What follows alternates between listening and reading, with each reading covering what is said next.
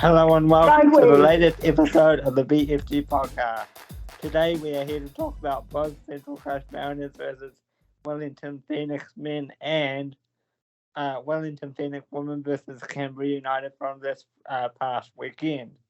Today on the panel we have Denise, Jonathan, and from the little corner of yellow, it's Dean. Welcome to the show, Dean. It's great to have you on today. Thanks for asking. Great to be here. So we will start with the raining goals from Canberra game. So 2 weeks ago, we did this, and that particular show was all about goalkeepers. It was basically the goalkeepers podcast. And late on in it, Denise says, "I have a dream. I have a dream that we can come on here and we can talk about the goals and the forwards." And then we were going, "It's going to rain goals. It's going to rain goals." It did rain goals. It rained 5. It rained 5. My dream is we talk about the forwards that are scoring. Yeah. Oh my God. Dream. Yes, please. Can we do that? Yes, please. Anything can happen. And hopefully we have a rain of goals come down, Denise, and we can start talking about Ava and Millie and Rolo and Mickey and just all those goals that we're going to get between now and the end of the season. Anything else before we go? Anything else at all? It's raining goals. Bring it home, Blake. And we're back. Yeah. So you would have just seen that comment that we made about the goals. Now let's talk about the raining goals. Denise? So, I mean, it was just fun to see. You know, the first goal was great. Second goal was great. Third goal was like, we're going to do this. We're really going to do it. The fourth goal was like, yes. I mean, we're pouncing. And the fifth goal was just, wow. My little heart, you know, so I think it's a massive confidence booster for this team, massive acknowledgement of all the work they've done this year. You were there, Dean. What was it like being in the stadium? It was awesome. It was great. We were sort of in our little sort of corner there, but also that it was yellow. And yeah, the first goal that went in, well, prior to that, Ava Pritchard, if you'd seen the game, Ava missed a bit of a sitter. She went round the keeper and then sort of 9 times out of 10, she's going to just side foot that in, but she gave it some energy and it sort of, so I thought, is it going to be one of those days? But, you know, about 38 minutes in, we scored that first goal and it was like, wow, pinch me. That just went in. It was a very good goal. The second one went in and I just about had tears in my eyes. It was just like, it was only a few minutes later. The roll was starting and I thought, wow, today's going to be very special. And unfortunately, I missed the third goal. I was running around the stadium trying to find programs so I could bring them back to like Izzy's mum, and eventually found some. But as I was running back, I'd hear this cheering and thinking, oh, that's good. And then, as you say, the other goals subsequent to the penalty save were just icing on the cake. And it was just like, you know, that's just, if you were going to write a script, I think, of a movie of the perfect football day, it would be that. You know, it's the redemption story. We're coming from nowhere. We've been beaten every game, and then suddenly we turn around and you know, put 5 goals on a very, very good team with some good internationals in. It's just it's just a dream come true, I think. yeah, Jonathan? my favorite was the save. Yeah, my favorite was the save. Yes. I've said this time and time again, and we're not going to make this all about goalkeepers this time. But but Free keeps impressing me time after time after time after time. And I've asked different guests that we've had on, and I'll ask you the same question, Dan. Do you think Lily will have a hard time if she gets, in the slim chance she gets back this season, getting back on the first team? Do you think she will have an issue? I think Bree has really grown in confidence. early on in the season, you could see she was sort of very good stopping shots, and I think you've probably all sort of covered that before, but the dominance of the goal area, especially during corners, was very sort of tentative, if you will. Moving forward now to the game, she's just so confident now. She did the penalty save. She made about 2 other saves, but her other contribution to the game was racing up the field when we scored a goal and getting into the goal celebrations. You know, she didn't have a lot else to do because the defence were doing a great job. She made some really, some good key stops early on, but I think Lily will struggle, and that's. Sorry, Denise, go ahead.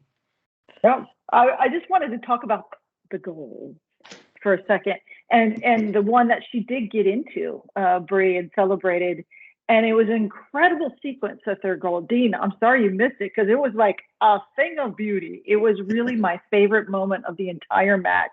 It was Millie Clegg passing to Chloe Knott, to Michaela Foster, then to Ava Pritchard. And it was just this beautiful, like through the line sort of lovely play that we all expect professional footballers to do. And finally, they just executed this beautiful sequence, and then they nailed it, and they finished it. And I was really happy. I was like, yes, this is the way we want to play, and this is who we are.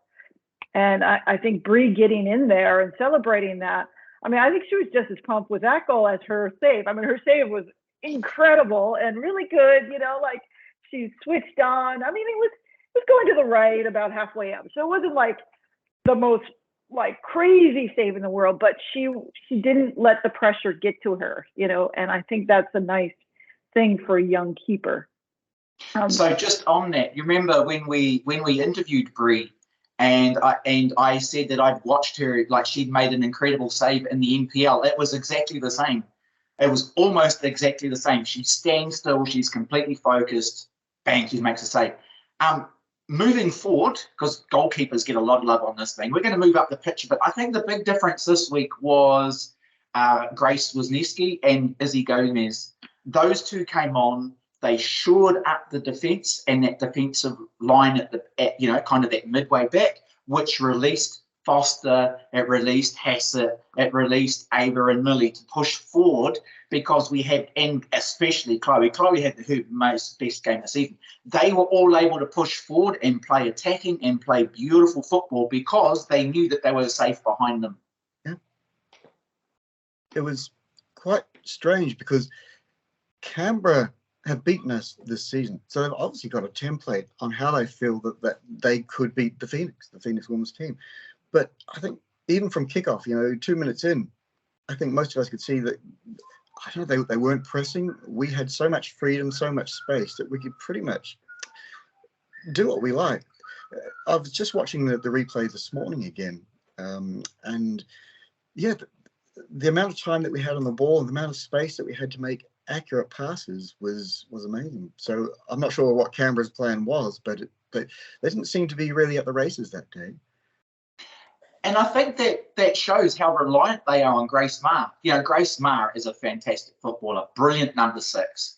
But she wasn't there. Grace Jale has just backed up playing 2 exceptional games for the Football Ferns, immediately spins around and comes in to cover for Canberra. Yet they were a side that, sadly, without Grace Maher, we owned it. Yeah. The Knicks girls owned it. Yeah, they looked sluggish. They didn't seem switched on. Like they didn't. I don't know. Like there was stuff made about the time difference and that kind of thing, but really they just Heyman wasn't as good as she normally is, and Jale. I mean, she gave it her all, but she, I'm sure the last 2 matches took something out of her. She had.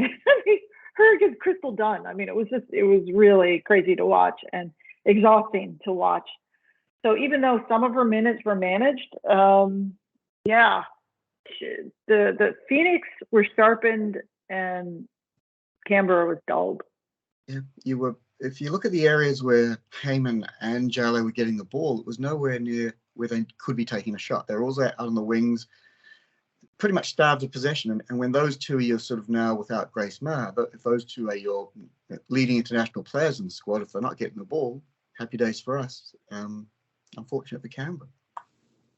Go on, I Blake. want to ask you something about Canberra and then touching on Grace Maher. So, going into the final series, because I like to watch all the other teams as well, is it a concern from a neutral perspective that they're so reliant on the one player? They seem lost without her. Is that a problem going into the finals campaign if they were to make it? I think, yeah, probably, because you see other teams have turned it around when they've sort of got one player, like Wanderers, the Filipino player. But if that player gets injured, Grace Maher's out, and that's it. Then you're going to struggle, and teams will take advantage of that. It's obviously the opportunity for someone else to step up, but I'd be a little bit worried if I was Canberra, but I'm not, so I'm quite happy. Yeah, Canberra is sitting 6th on the table. The top 4 go through, so that loss, is going to affect their playoff abilities. Just while we're speaking of Canberra, I don't know. I just started to feel sorry for their goalkeeper. I can't remember what her name was, but I don't think she's a bad keeper. But the Phoenix on Sunday made her look very ordinary. Mm.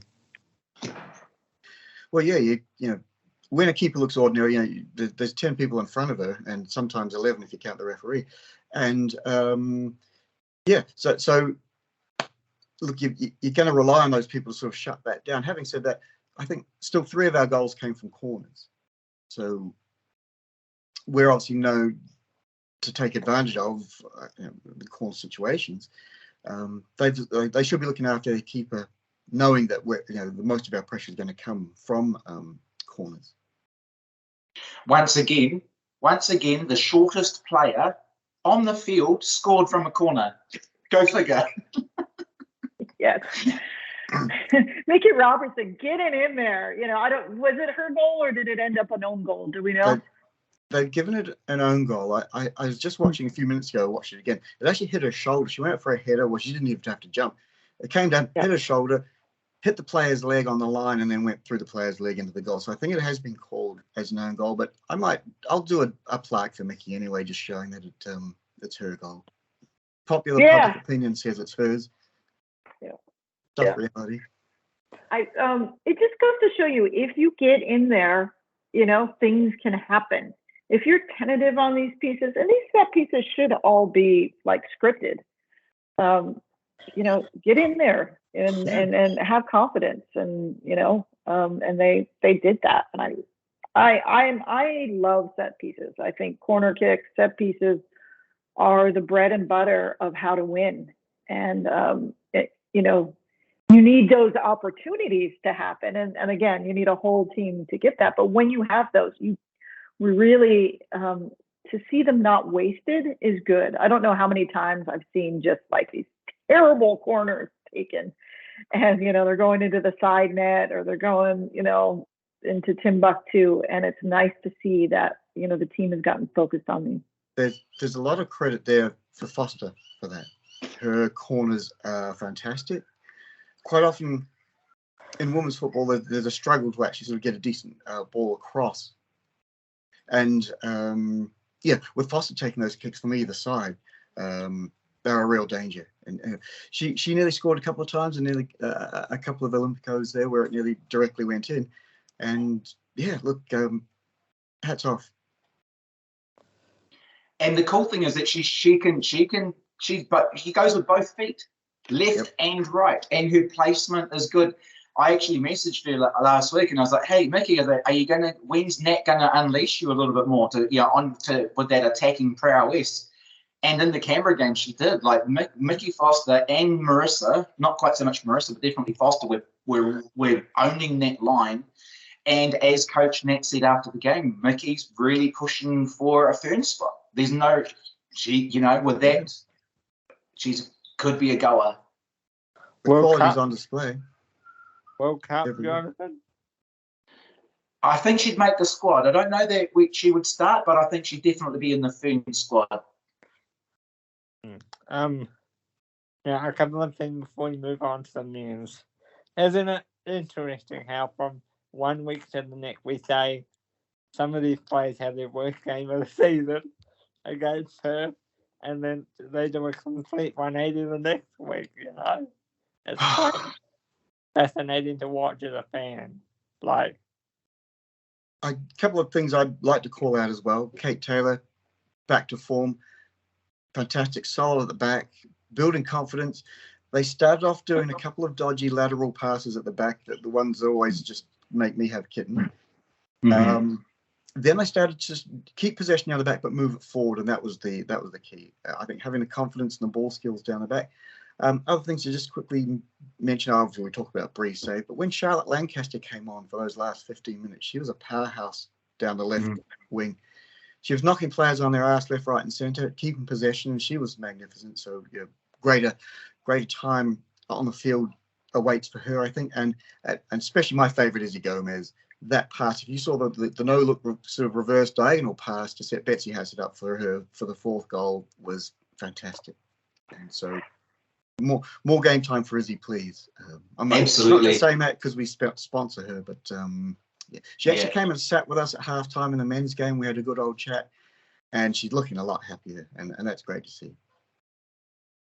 For me, last week I messaged both Ava and Millie, and like was just because we got pummeled the week before. We were just, and when I say message them, it's through the Flight of the Onyx account. So I'm kind of speaking on our behalf, and I was like, hey, come on, keep it going.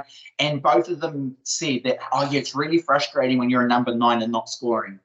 Yep. And then they come out on Sunday and it started, and they both had a blinder. And Millie Clegg is getting noticed now, which is fantastic. She's going to be a real good one. Yeah, she's one to watch for sure. And obviously Betsy has had a great game. Yes, yeah. It was nice to see her up the field. Yeah, she was player of the match, but we've only just talked about her sort of like, 24 minutes into our conversation with her. I just mentioned because I think we kind of take it for granted she's going to have a storming match. And just, that was her match. 2 goals, I think an assist and some great play. And she could have had a couple of others as well. So, yeah. Sorry for not mentioning you, Betsy, until now. But look, everybody had a great game. I think they moved her up on the pitch. She didn't have to play such a defensive sort of mid. She was a little bit pushed up, and they had to take notice of her because it's Betsy Hassett, and I think that made the defense a little bit more honest, and she just got in there. I think this time with the Ferns, she had a bunch of time with the Ferns, and then the first match, and then they were like, no, you're going to sit out the second match.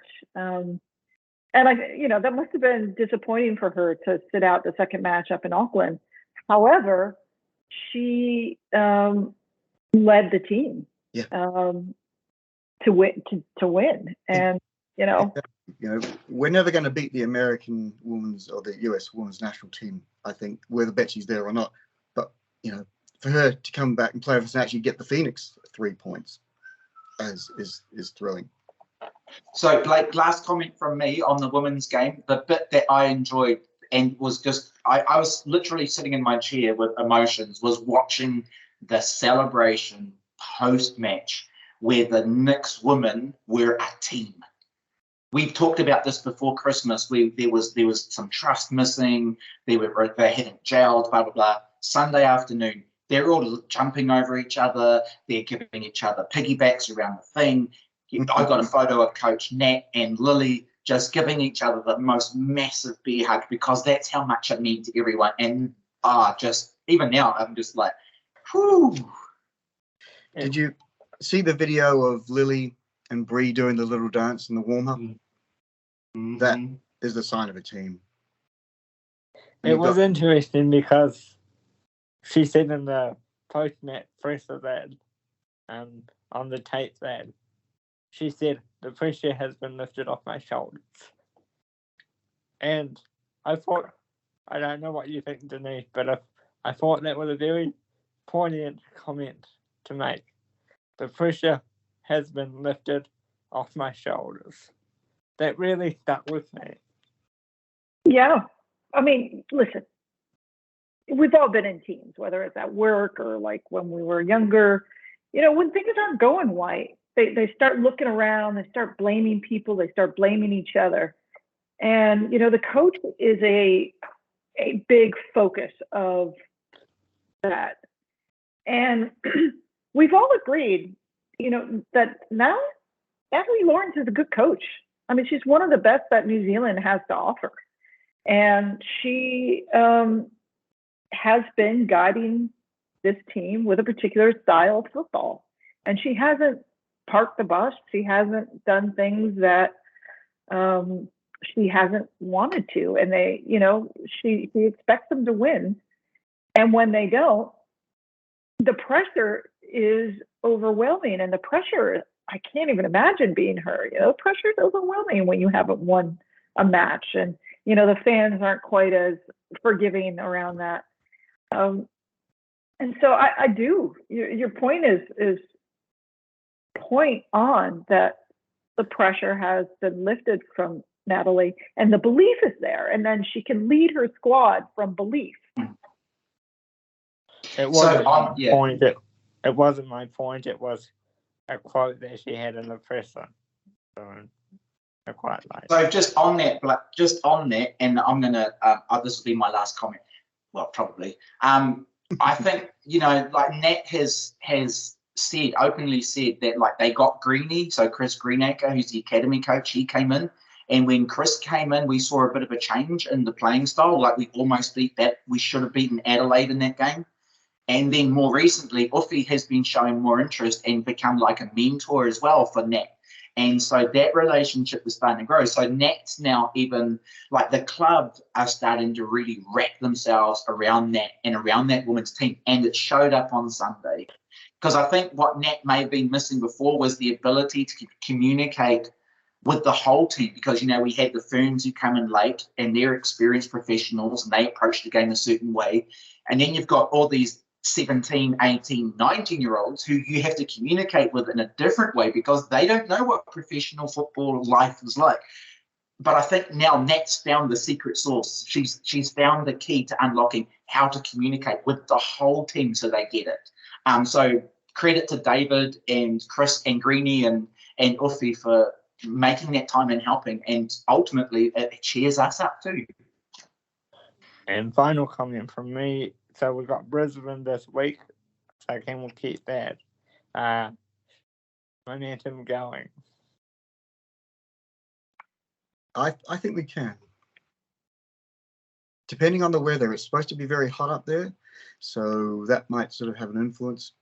But yeah, I feel now that we've sort of, like, you know, perhaps set our own template for success. As say, I think the key to victory is simply scoring the first 5 goals.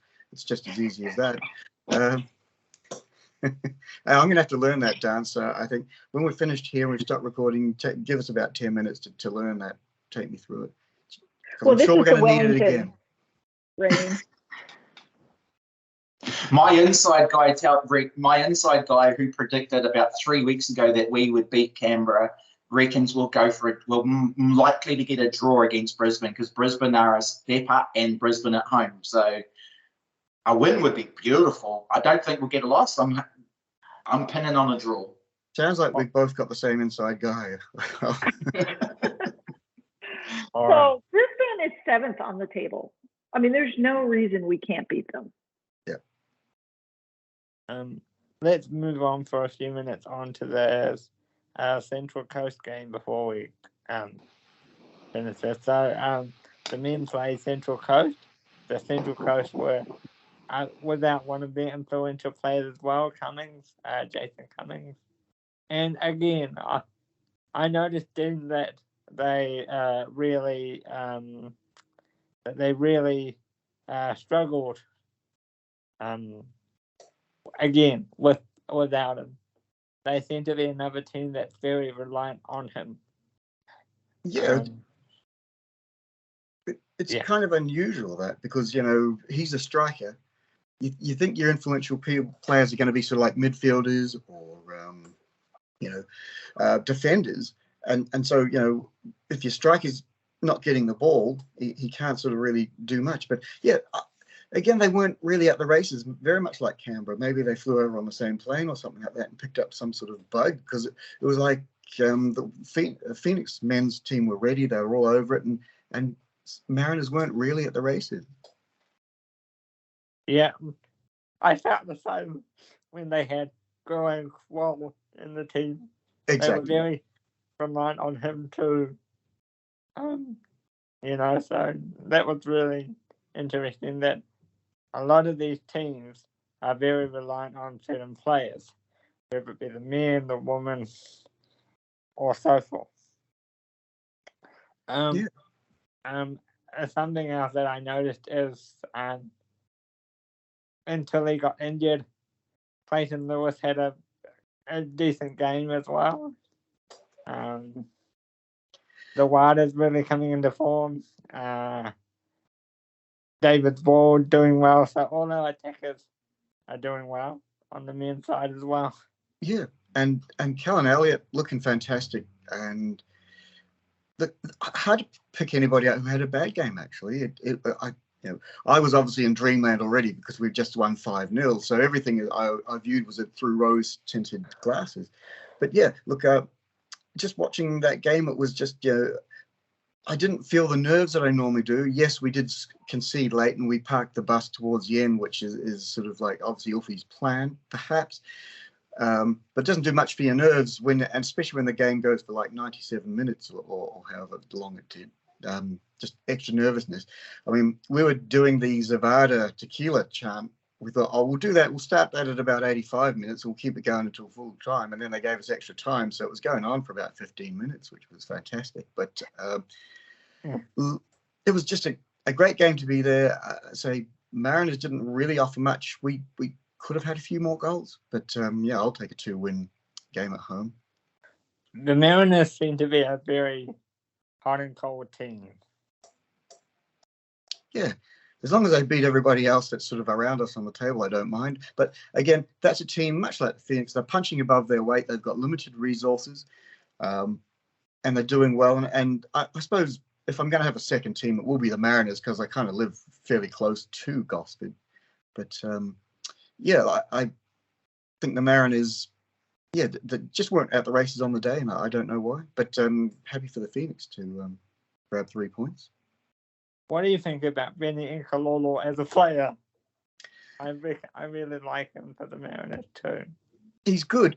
I've seen him sort of come on and change a few games in the past, but really, I'm struggling to think of anybody from the Mariners in the game that I watched that actually stood out as a player who influenced the match.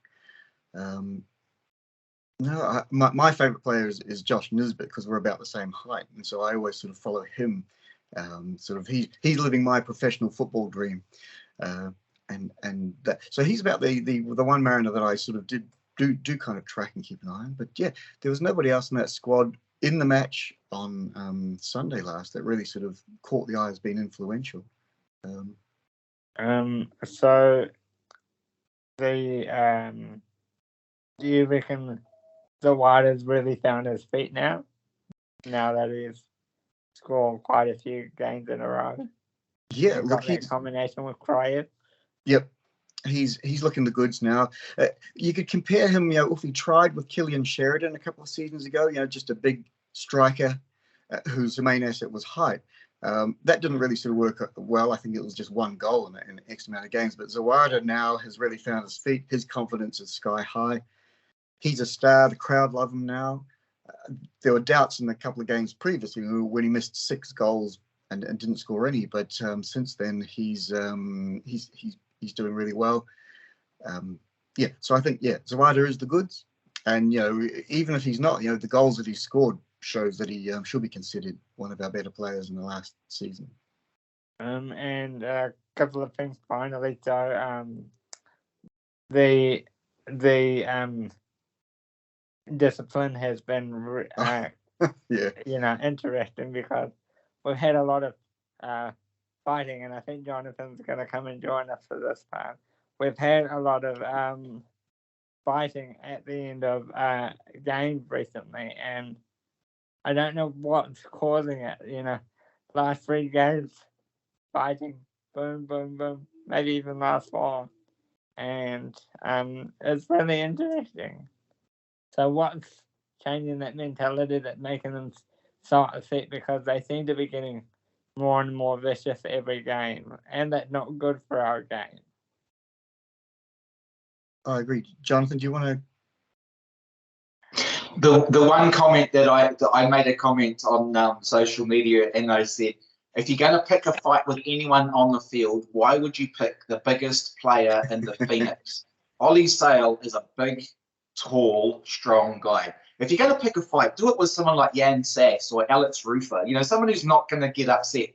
But as far as getting upset, I think and demonstrating, it comes from the top. Uffy gets real upset.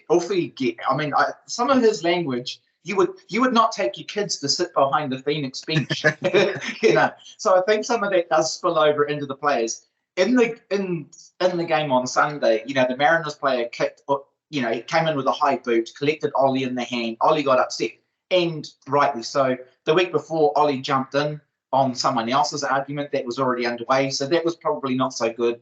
But I think in some ways it demonstrates just how passionate our guys are about making the top 4 and making the playoffs. And it starts at the top with Uffy, and it works. Like even the Knicks manager, like one of their assistant coaches or the manager was on the field giving what for, and the Knicks players had to grab him and like, you get out of here, So there's that passion in the team.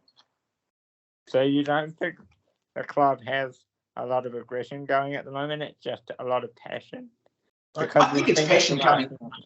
Yeah, I think it's passion that manifesting in that way. I don't know. What do you think, Dean? Yeah, look, I agree. Yeah, I don't think there's any kind of sledging towards the end of the game where you guys are losers, get out of here, that kind of thing. It's just it's passionate. Some might. Our best tradition is shirts off with 10 minutes to go when we're leading. We don't want our sort of next tradition to be a fight at full time with the players. You don't want to see that. But look, if it's the team protecting somebody or sort of going into bat, and don't like to see it. It's not a good look for the kids. But look, if the team are passionate about each other and protecting each other, sometimes it's necessary. And yeah, I think Uffy, I don't think they pay him a salary. They just sort of give him, I think they give him like $2 for every swear word. And every time he says the word up, they give him about $5. And that's how he makes his money. Because the one word you hear from him in the crowd coming across the field is up, up, up, up. And he's doing a great job. It's great to hear. And yeah, sorry, go ahead. No, just on that, the other week when him and Steve Corica were having a set 2 with each other, I filmed it and I made a little reel on Instagram, and like that reel has been viewed like almost 1,000 times. It's the #1 piece of content we got, and it's Uffy absolutely losing his nut at Steve Corica. I don't know why people enjoy it so much, but it's good. He's a really good coach. We found gold with him. Whatever happens in the future, he's made his name really at the Knicks, and we're grateful for the time. Sounds like I'm preparing for him to leave. I hope he doesn't, but great coach. Looking ahead to the next game, they got Perth-Roy and Palmerston North of all venues. So I don't know. Are we going to have the psychological advantage, or is Perth? Because I think if you think Palmerston North to New Zealand is like Perth to Australia kind of thing. It's there. Do people even go there? Apologies to people who do live or come from Palmerston North. I come from Whangarei, so I can't really sort of throw stones. But Doesn't Holly come from Holly comes from Palmerston North, but I just can't imagine anybody in Australia going, "Yay, away, Palmerston North, away, hurrah!" Well, for anyone who is keen on going, the Yellow Fever have a bus, so you can $40, go to the game, get on the bus, go to the game. It's not the Wayne train. I don't know what the Zavada bus, the SAS bus, something. It'll be the Zavada Armada, or it'll be the Zavada in Alada. Either way, Yeah, one's good. The Zavada Amada would be good, but if he's not playing well, he's the Zavada and Alada, I think. Oh, we forgot. Congratulations on Rufus scoring his first Oh, goal. yes. Yep. How magnificent was that? 106 games. Was it 3,269 minutes? Yeah, 3,000 and something days. So, yeah. Petty, they have to be. They're being touted as a curtain raiser for UB40. That's quite funny. But unless there's any points that we've forgotten, we'll leave it there. And we'll thank Dean for coming on the program. Thank you very much for having me. Okay. Like and subscribe to this video, and we'll see you on the next one. And it's raining gold.